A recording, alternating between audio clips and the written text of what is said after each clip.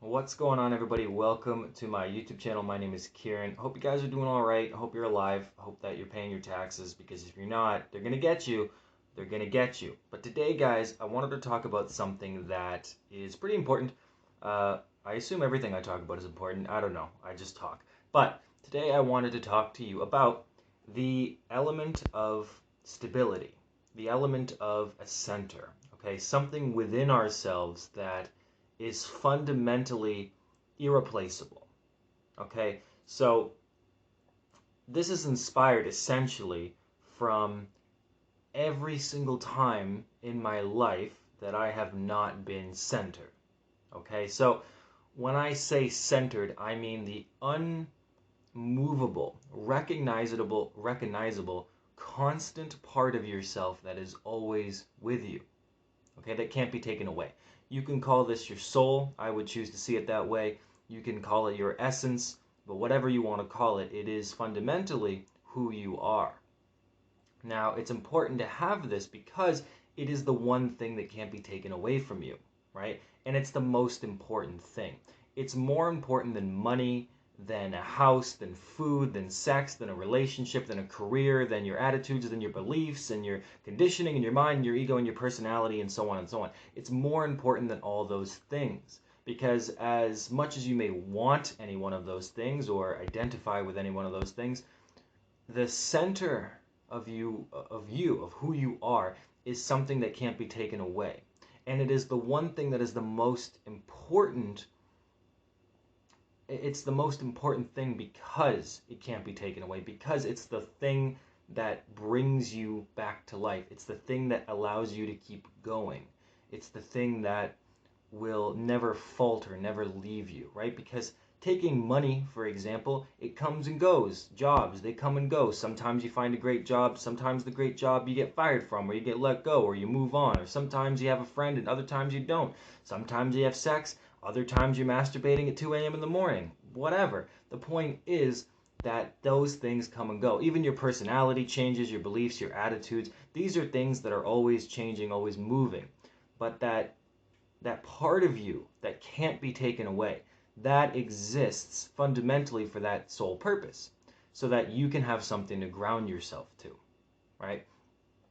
Because when we think about our manifestations, for example, how many times in your life have you wanted something, right? It could be anything, a job, let's say. You really want a good job. You really want something to come into your life, right? Something, stability. Jobs and career and love are usually the big manifestations. So you really want something to come into your life.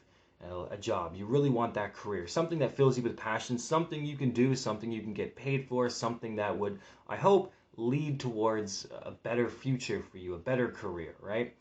And what happens is we feel the need to put ourselves into a position energetically where we are chasing that thing, where we are trying to gain that thing, because we are essentially saying to ourselves on some level, unless we have that thing, there is an improbability towards me being happy in the present moment.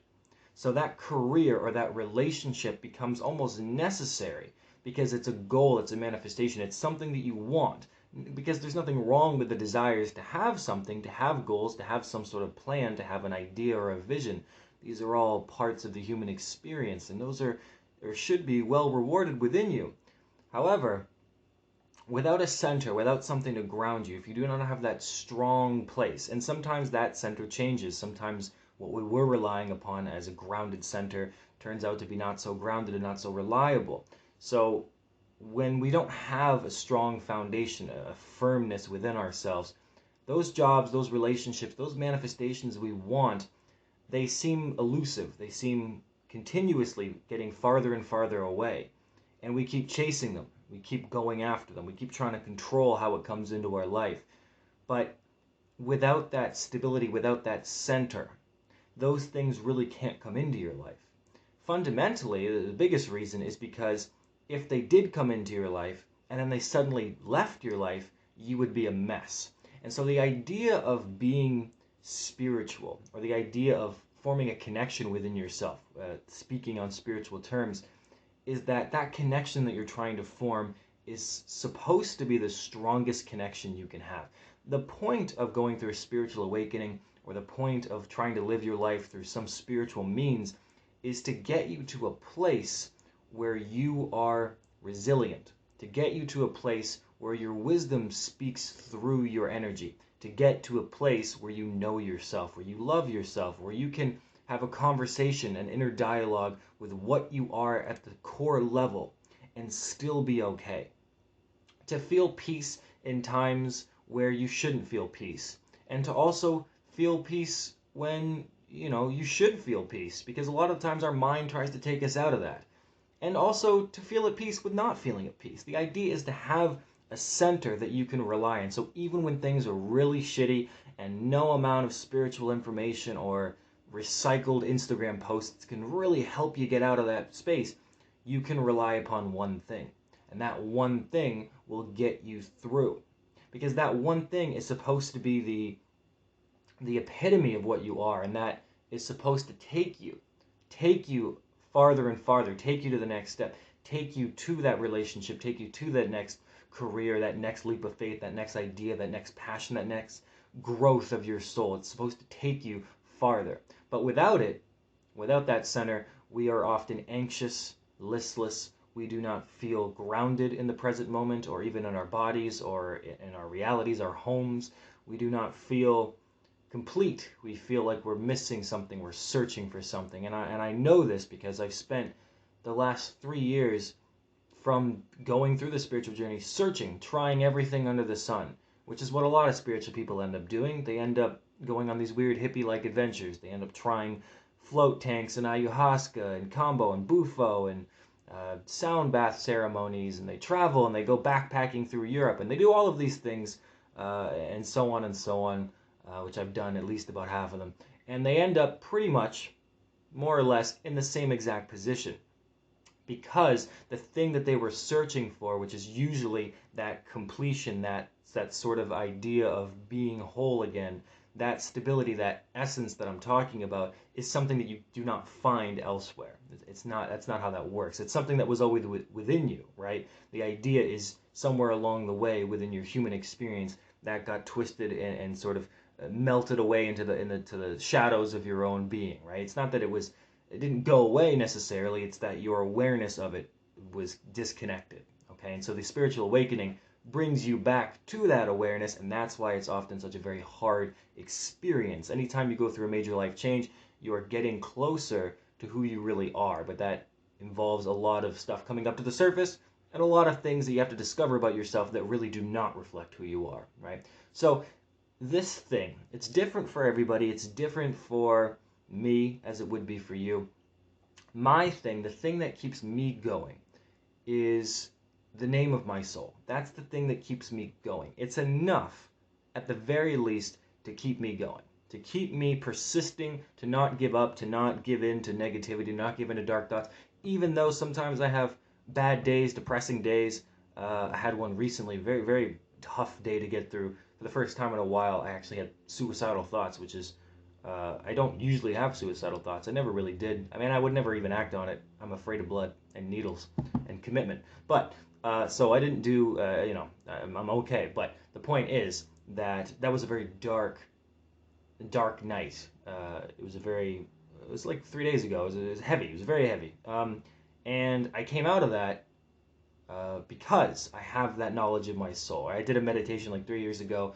I discovered the name of my soul, and if I could snap my fingers, I would, but I can't. I can't really do that. But right away, it was instant. Instantly, I knew that name was me, and everything about it made sense. It was my whole life. It was there. I'm not going to go into details, but the idea is I have that name. It keeps me moving forward. It keeps me going. It keeps me available, ready. Okay. It's enough to help me persist. It's not enough to make me change all of myself, right? It's not enough to make me change habits. It's not enough for me to not have bad days. It's not enough for me to, to feel better, stop being negative. There is some other center that I'm in the process of finding. There's this other groundedness. There's the soul name that keeps me going, but I'm in the process of integrating and discovering a part of me that makes me feel better. Okay, so I'm starting to align, starting to identify a goal that is clearly capable, something to strive for. Because even if the goal is simply just to find that center, that's the thing that I need. Because it's important to remember that in the case of, let's say, money, for example, you may be broke as hell. You may have nothing. And $1,000 would really help you out, probably. But what you need more than $1,000 is the ability to believe that you can get it. Is the ability to believe, the belief that you can actually get $1,000, or that it'll come to you, or that you'll get it when you need it, or that you'll be okay. That's what you need more than just somebody handing you $1,000. Because if you don't believe any of that stuff and you don't have a center, you don't feel grounded, you don't have something you can cling to that'll keep you going.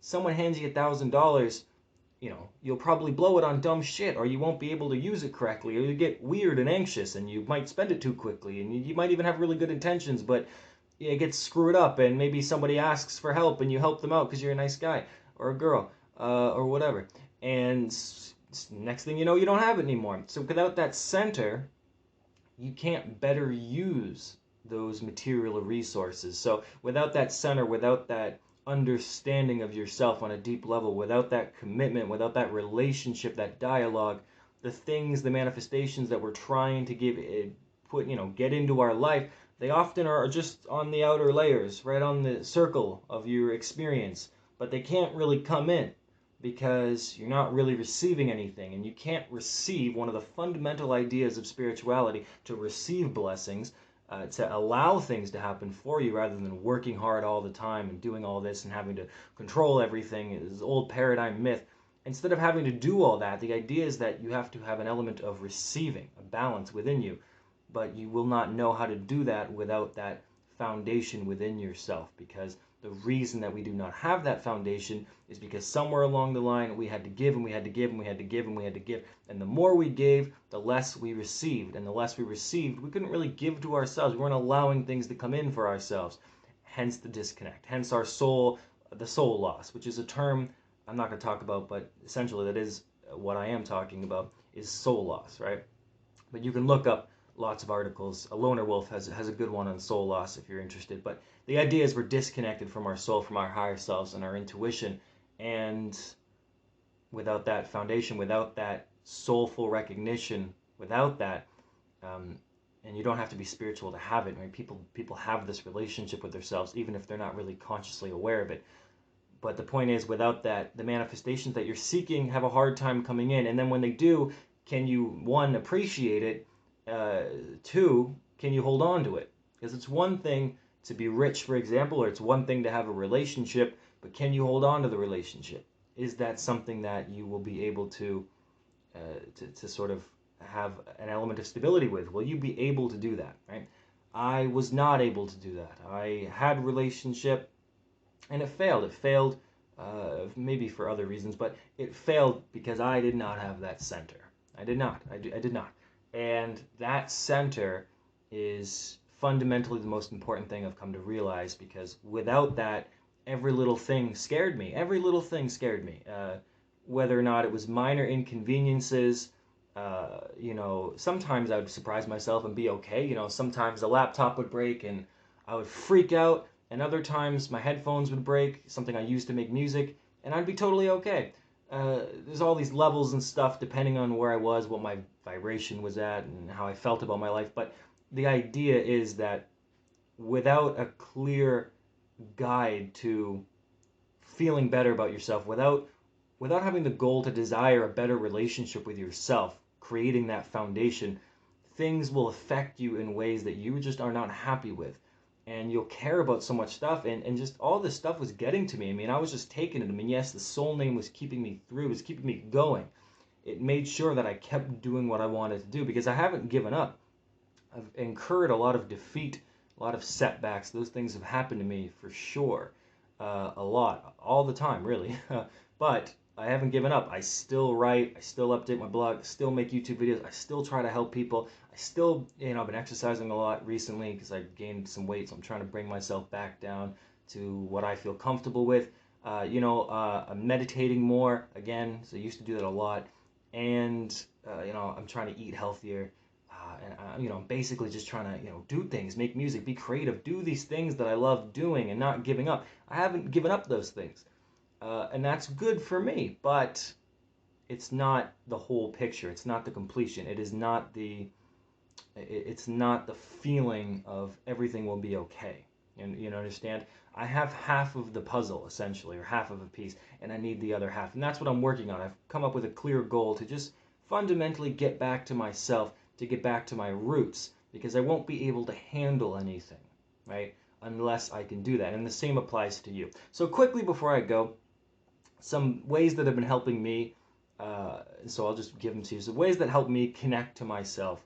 There's obviously meditation. That's the most obvious thing. And please look up different types of meditations because there's all sorts. And I'm not going to go into detail here. And people seem to hate the idea of meditating. Maybe it seems like a chore or something, but it's basically just relaxation. So anything you can do to relax is fundamentally key. Shutting off your mind is really helpful.